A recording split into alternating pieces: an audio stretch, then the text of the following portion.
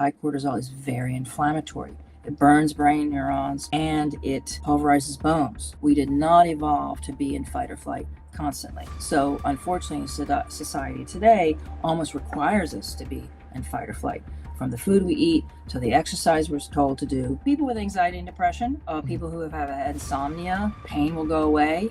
This is anti-inflammatory. You can also have visceral fat, that belly fat that they associate with high cortisol, even if they have twice a day really low cortisol. It's actually scientifically proven by studies that fat reduces cortisol levels. A lot of people are doing very well with butter pats next to their bed. Can you describe to us what a butter pad is? Can you talk to us a bit about what happens when someone has low or high cortisol, as well as what cortisol actually does? The cortisol is our stress response. So the tiger's coming into your village, or mugger breaking the windows, you will have to defend yourself. So more blood sugar is produced because it has to go to your muscles, your limbs, so you can run like hell. Blood sugar has to be higher, so your brain is kicking into fight or flight. Fight or flight is supposed to be a temporary state. We're not supposed to be. The classic PTSD is people who've been in fight or flight too long. We did not evolve to be in fight or flight constantly. So, unfortunately, society today almost requires us to be in fight or flight. From the food we eat to the exercise we're told to do, whereas humans were laying around, the fire and nibbling on dried meat, and then they'd go, they had spears. They didn't have to be a cheetah and catch the animal by running fast. They killed it with a tool. That's really the problem. So cortisol is our fight or flight response. If we abuse it, in the sense that we are on a treadmill, or we're running marathons, or training, athleticism, overtraining, the pituitary will switch off the production of ACTH, which tells the adrenals to make cortisol, because high cortisol is very inflammatory. It burns brain neurons and it pulverizes bones. When I was in school, I was told not to manipulate people who had cortisone shots because their bones were more fragile, easily fractured. And if someone has low cortisol, what will they experience?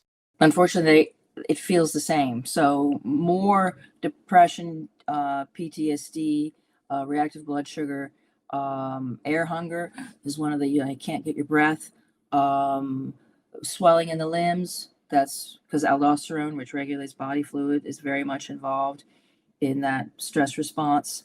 I ask people to check their blood sugar lying down and standing up, because the carpenter's level, the bubble's in the center. When it's horizontal, you flip it up, the bubble's supposed to rise to the top. If you have low cortisol, it won't rise to the top properly.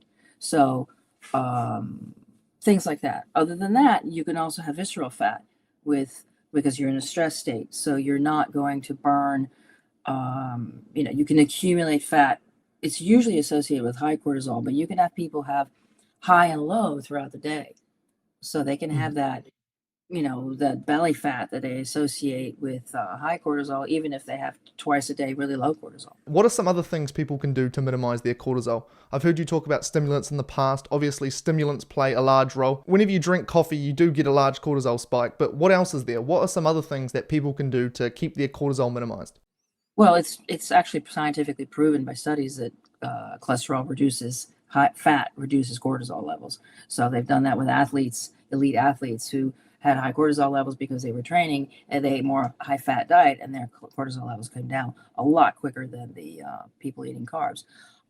Yes, you have to avoid stimulants. You have to avoid drugs, over exercising, caffeine. Sugar's a stimulant. Chocolate has two stimulants, theobromine and caffeine. Tea is terrible because it prevents the absorption of iodine.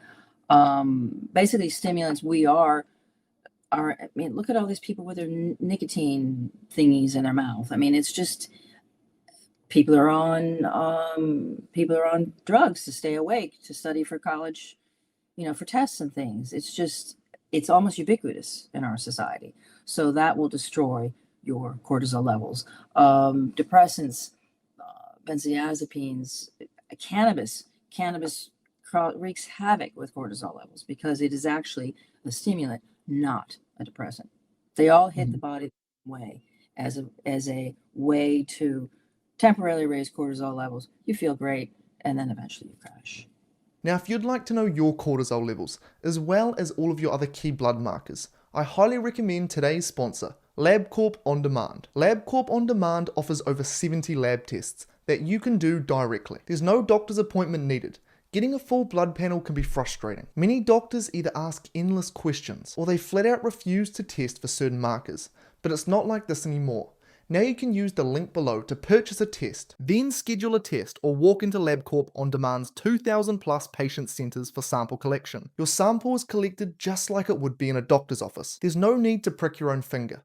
All testing is performed at LabCorp's CAP-accredited CLIA certified clinical laboratories, which process over 3 million samples every week. Within days, you'll receive an email when your results are ready, and you can access everything in your LabCorp On Demand patient account. My favorite part is how comprehensive their tests are. For example, the men's health test includes a comprehensive metabolic panel, the complete blood count, a full lipid panel, HbA1c, and total testosterone, all in one simple test. If you're looking to get your blood work done, I highly recommend clicking the link in the description below. You'll get 20% off your entire order. This link will take you directly to the men's health test, but if you use my code CARNIVORE, you'll get 20% off select tests. Thanks again to LabCorp On Demand for making videos like these possible. In regards to testosterone, what sort of impact does having low testosterone have on people? It's a steroid hormone, which you better measure with salivary levels before, if you actually want to know what your levels are. Testosterone is right before estrogen. It's does the two last steroid hormones synthesized from the steroid hormone cascade. So if you're in a stress state, you're not going to be making enough testosterone. If you're, taking stimulants, you're raising cortisol, you're not going to be making enough testosterone.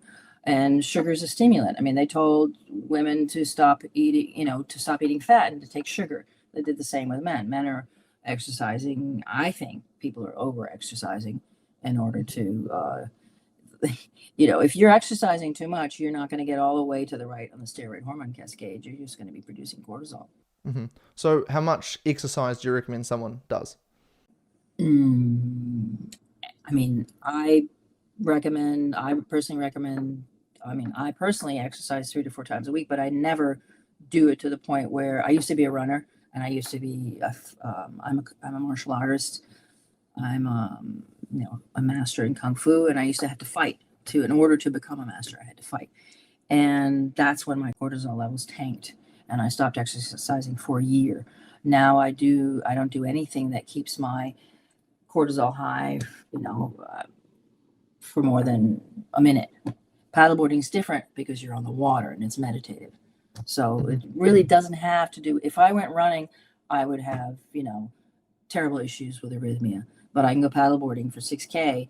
It's such slow and steady, that I'm not in a stress state.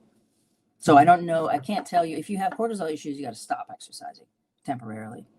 There's nothing, we don't live longer because we exercise. I don't believe that we evolved to be gym rats. And when someone comes in and they have abnormally low testosterone, what do they typically experience? They're hypothyroid.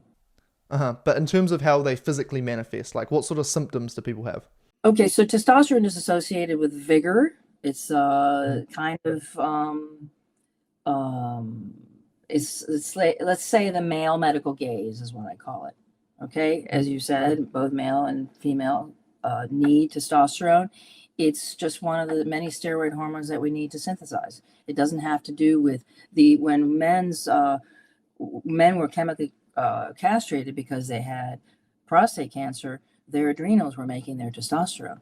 So they saw that these men still had the same testosterone levels when they were castrated because their adrenals were still producing testosterone. So it does nothing to do with the gonads. It has to do with the adrenal function. So the adrenals are producing cortisol. If you're making too much of it, you won't be producing testosterone, synthesizing it. So I guess they just kind of lose their spark, lose their zeal for life, I guess you could call it.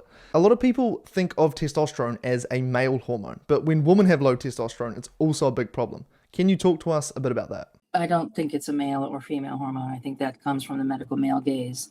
All the doctors writing about this were from the Victorian age, and they absolutely did not think that women had, it's completely, that's why my first book, Good Fat is Good for Women, really explains that. How uh, male doctors have created medicine and steered us to think certain things. Um, I think that associating with male and vigor and aggression and all that is a load of crap because it just has to do with, we know that cortisol levels can cause you to have anxiety and aggression and all that kind of stuff. So I don't consider that science. Now, if a woman has low testosterone, what will be happening? She's either over Hypothyroid. exercising. Yeah, because if you look at the steroid hormone cascade, Max, Mm-hmm. the cortisol is all on the left, progesterone, and then cortisol, the stress response, and all the way to the right is Mm-hmm. testosterone and then estrogen. You can't get all the way over there if you are producing too much cortisol, and actually thyroid hormone regulates how much testosterone you make, how much progesterone you make, how much estrogen you make. That's why women have menstrual issues or infertility when they're hypothyroid. And you can have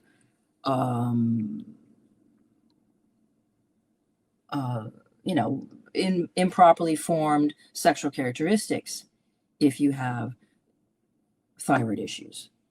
Mm-hmm. And they'll be feeling low energy, anxiety, these sorts of things as well. If they're hypothyroid, absolutely. But you can also have those issues with cortisol, the regulator. Thyroid and cortisol work together because they're both thermoregulators and they're both energy hormones. What are your thoughts on salt? Do you recommend that people salt their meals heavily? Absolutely. So part of the stress response is, the adrenals use a lot of salt. A carnivore needs a minimum of a teaspoon, 5 grams of salt a day. And I'd say a lot of the people that we're seeing in the group, and in my experience in my patients who have stress issues or adrenal issues or thyroid issues need a lot more salt than they think. And then they're afraid of salt because they're told that, it's bad for them. Kidneys, people are afraid to eat salt, but you don't see animals licking, they're all the animals are licking salt because they need it, and we're animals. And what sort of problems do you see people run into when they go too low on salt? They have palpitations, they feel dizzy, they can't handle stress, they don't sleep. I have people to have half a teaspoon of salt before they go to bed. Wow. Mm-hmm. When I exercise, I have salts in the morning and at night. Do you find when people eat at least some fat before bed, it usually improves their sleep quality also? Huge impact on their sleep quality. So what would you recommend someone eats prior to going to bed? I mean, a couple of tablespoons, a tablespoon of butter or tallow. It will be made more palatable by a tablespoon of protein. Obviously, fat has 2 times the amount of, so it's fine. You're in the right ratio if you have a tablespoon or 25 grams of fat and 25 grams of protein. Some people just need that to make it more palatable, but a lot of people are doing very well with the butter pats next to their bed. Can you describe to us what a butter pat is? I mean, pieces of butter next to your bed. So, Really? Cats or dogs, the point is you get up, if you have sleep issues, you don't want to get up in the middle of the night. Many people with cortisol issues will wake up. Cortisol starts being secreted at 2 in the morning. It's trying to reach its peak by 8 a.m., 6 a.m.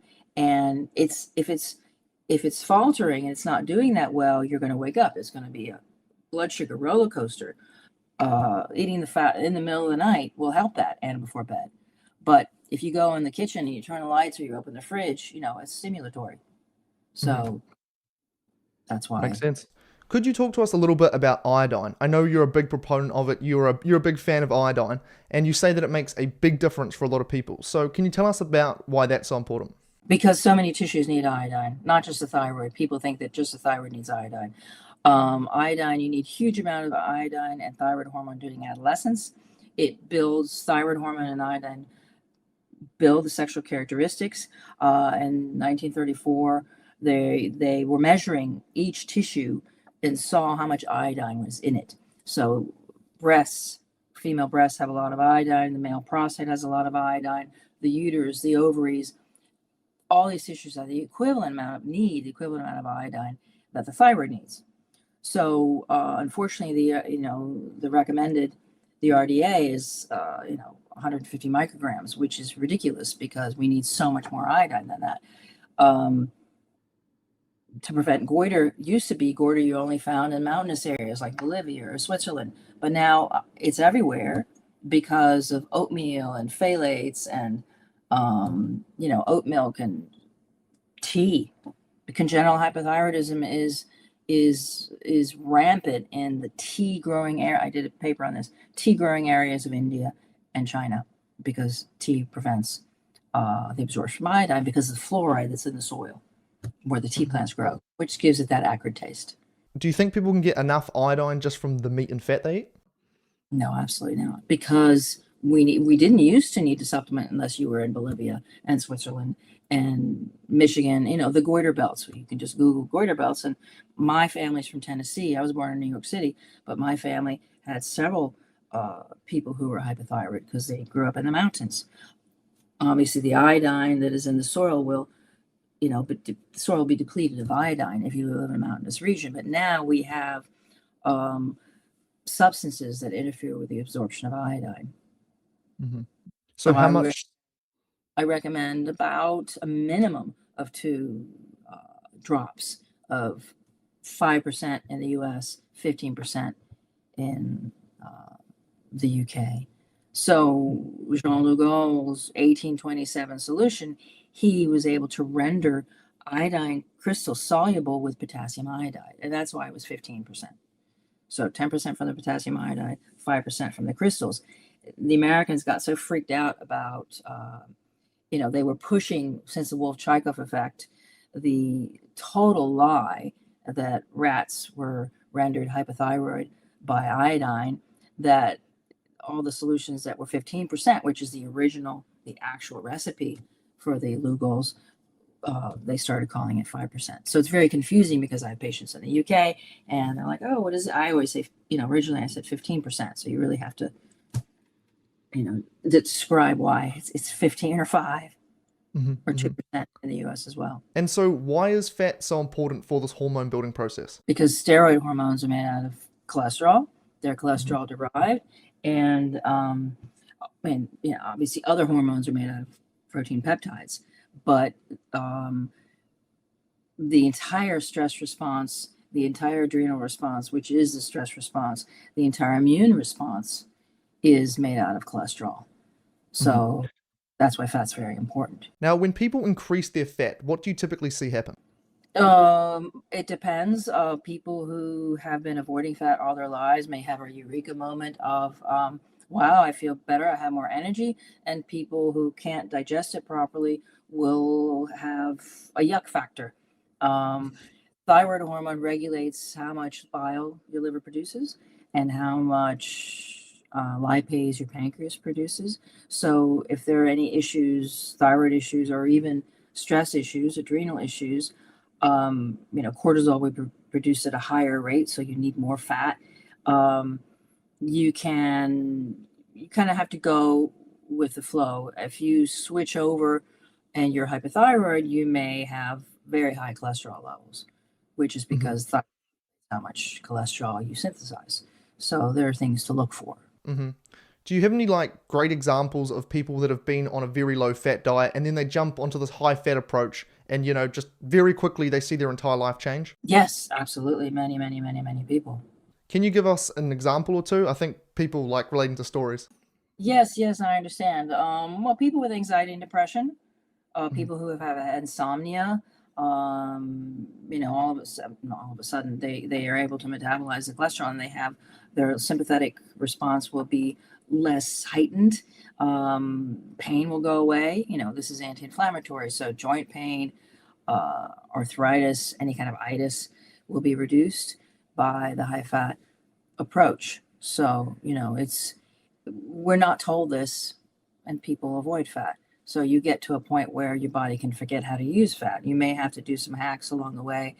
I hate that word. I shouldn't use that word. You may have to do some tweaks along the way. If you have diarrhea, for instance, your body's not properly metabolizing cholesterol. That's because you're not either producing enough bile or enough lipase. There are, people can take Lipogold, which has a lot of lipase in it. They can have reduced amounts of fat many times during the day instead of a big wad. We're taught not to eat, after 6 o'clock, which is totally insane. that's carbohydrates. People are, Mm. you have a hard time digesting, you to bed with, indigestion. That's because you ate pasta or a pizza, not because you ate meat and fat. So it's okay to break down your nutrition into mini meals throughout the day. That's very interesting you say that because, as we see all throughout the literature, when people have high carbohydrate meals before bed, it definitely does impact sleep quality. But I suspect that is because they are having a high carbohydrate meal, not because they're eating in general. When you have one of these large blood sugar spikes before bed and then your insulin increases and you block your growth hormone, you block many other hormones which are primarily produced at night, it makes sense why a high carbohydrate meal would destroy your sleep quality. But yeah, I've never seen a study where people eat a low carbohydrate meal before bed and it reduces sleep quality. For me personally, I find on carnivore, if I have a big meal close to bedtime, I actually fall asleep a lot quicker and I find that I'm very well rested in the morning. Is this something you see with your patients? Well, you're eating fat, so the fat Mhm. is what will do. It'll either people have issues with low cortisol or high cortisol. Unfortunately, they feel exactly the same.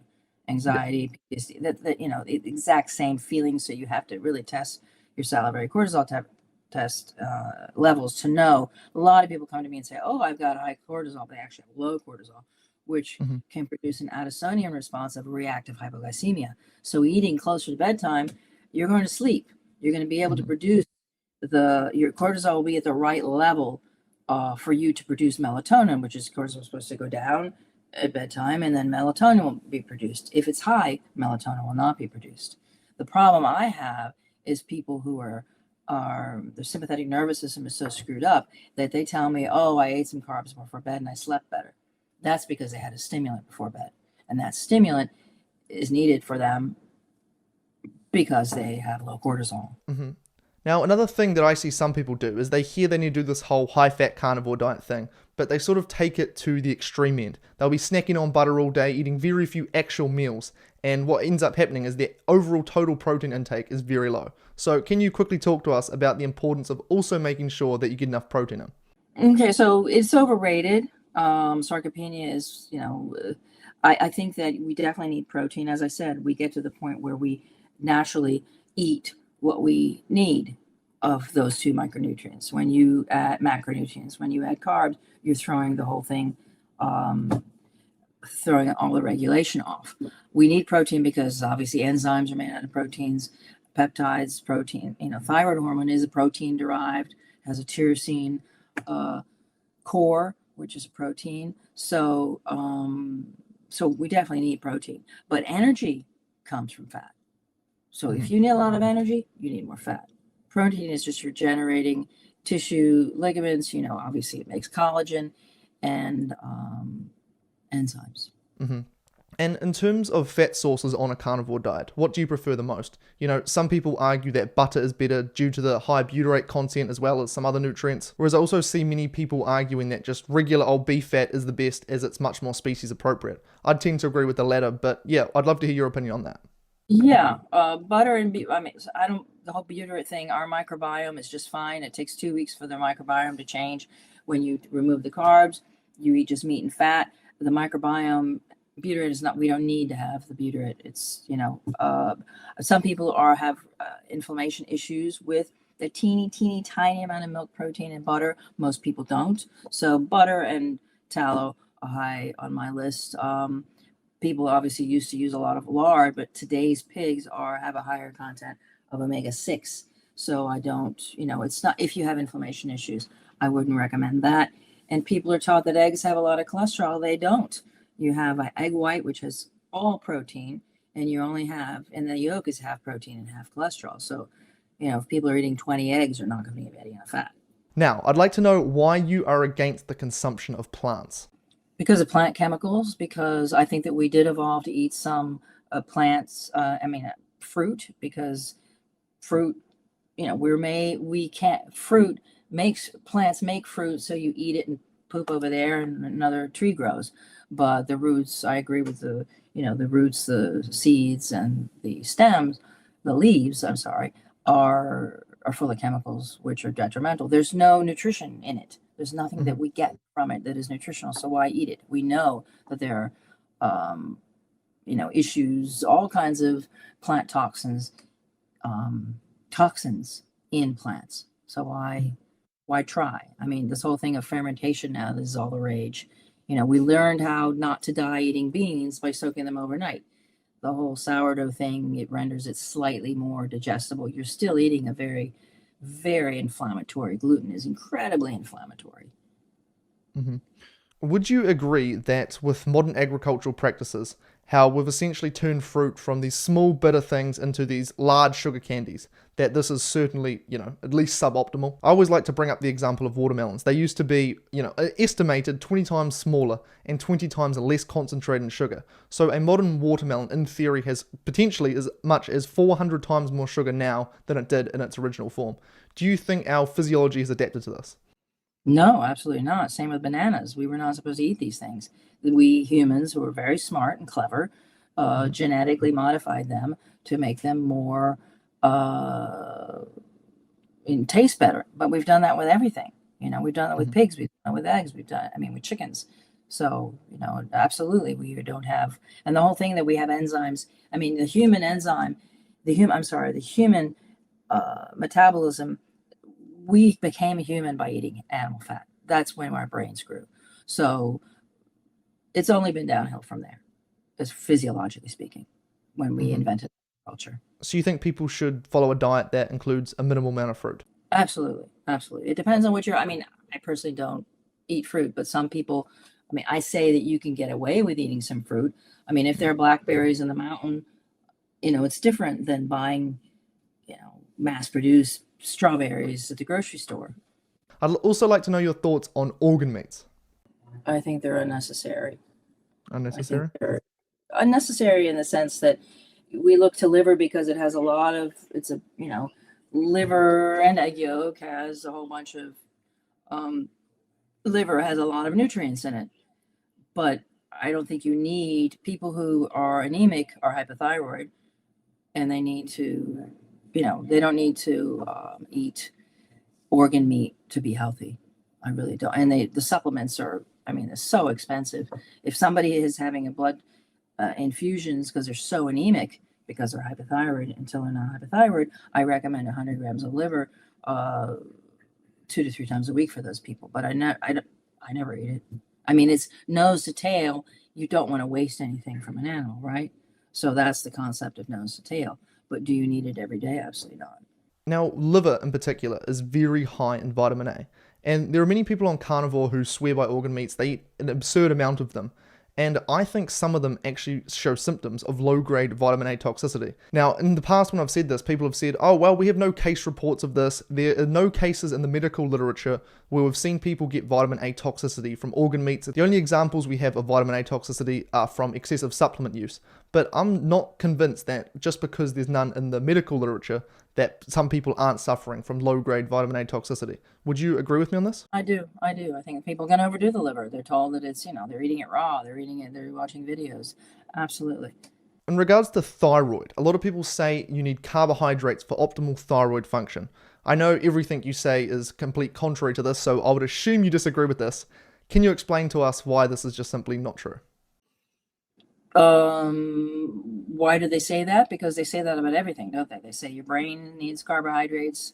There's actually a book called Psychothyroidology that has the references are in my book on the studies that they did that indicated that you do not need carbohydrates. Um, so, for your thyroid to Hmm. be healthy. Hmm. Now, I'd love to hear your routine. Would you be able to share that with us? What's your routine? What do you eat in a day? Your supplements? What do you do to, optimize the way you feel? I wake up in the morning. I have decaf with a butter in it and an egg yolk, which we whip up and it makes a big froth. I have 8 drops of iodine and a capsule of gelatin cap. Um, I eat a steak for lunch. I eat snacks. Well, I'm working, so before I go paddleboarding on the Mediterranean, I'll have salt and a tablespoon of fat, 25 grams of fat, and I'll probably do the salt again when I come back, depending on how busy my day is. Um, I snack a lot on fat during the day because I'm quite busy and using my brain. Protein is, 150 to 200, 100 to 150 grams of steak, lunch and dinner. So you're only eating like 50 grams of protein a day? You mean net? Yeah, yeah. No, I eat more because I snack during the day. And I Okay. have that And egg yolk in the morning. I mean, I make meat crisps, I make jerky. mhm. I usually give people, for my height, I'm 5'7", 60 to 90 net grams of protein and, 150 grams of fat. Mhm. In your experience playing around with protein intake, have you dropped it lower and increased it even higher than that? And what have you noticed when you've done this? I just measured what I feel good at. I didn't do any experimenting of higher or lower.